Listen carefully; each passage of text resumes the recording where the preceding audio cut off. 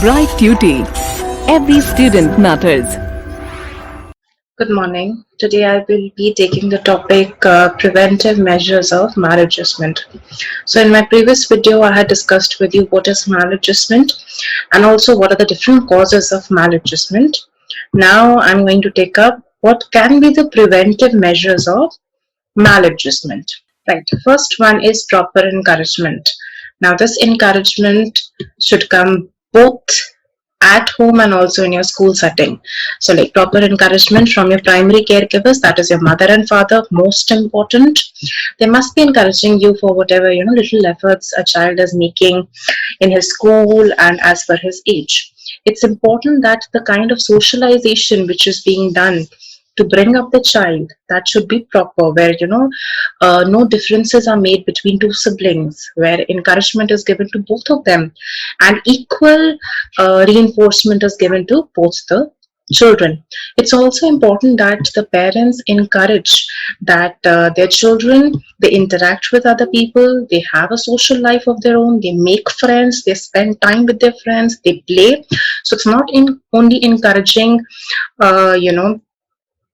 in their academic performance, but also encouraging them to have their own social life and sphere.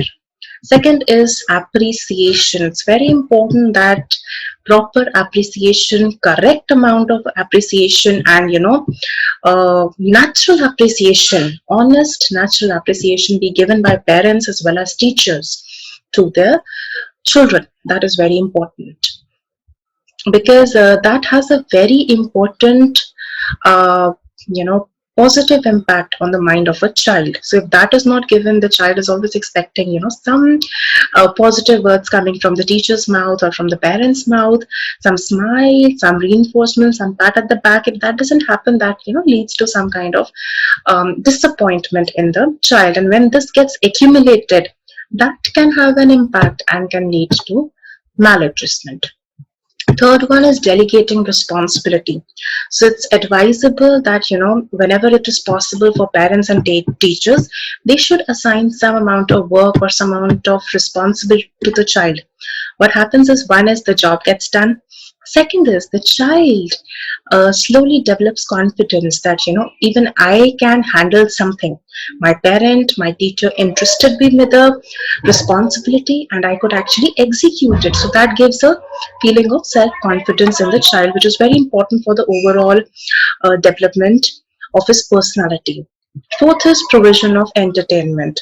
So it's very important that in the society where the child resides and also in the schools, there should be parks where the child gets an opportunity to express himself, gets to channelize his energy in a proper manner, where he has swings, he has friends to play with, sports clubs are available if he's into sports, amusement places are there. It's important that the child is given appropriate stimulus, right? So knowledge stimulus is there, amusement places, and even museums, that's places where children can actually learn a lot from.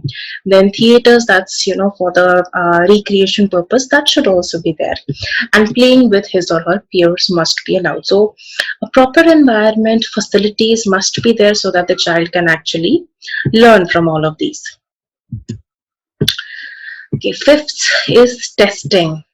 So in some places and in some instances, what happens is that maladjusted children, they are also eligible for special education services. So it's recommended that testing is done, appropriate assessment tools, tests are there to assess whether a child is having some kind of adjustment issues.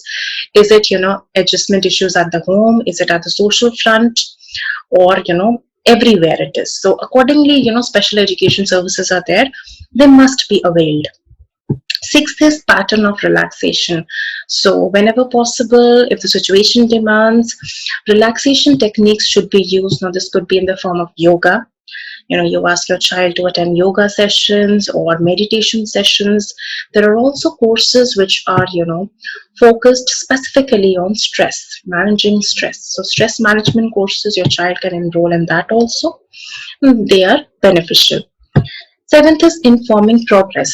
The teacher should inform the child of the progress he or she is making. That's also very important. What happens is that In the life of a student, the importance of teacher is huge, because a teacher has, around 50 students in his or her class, but the student has, only 4 to 5 teachers in one particular year in his school, right?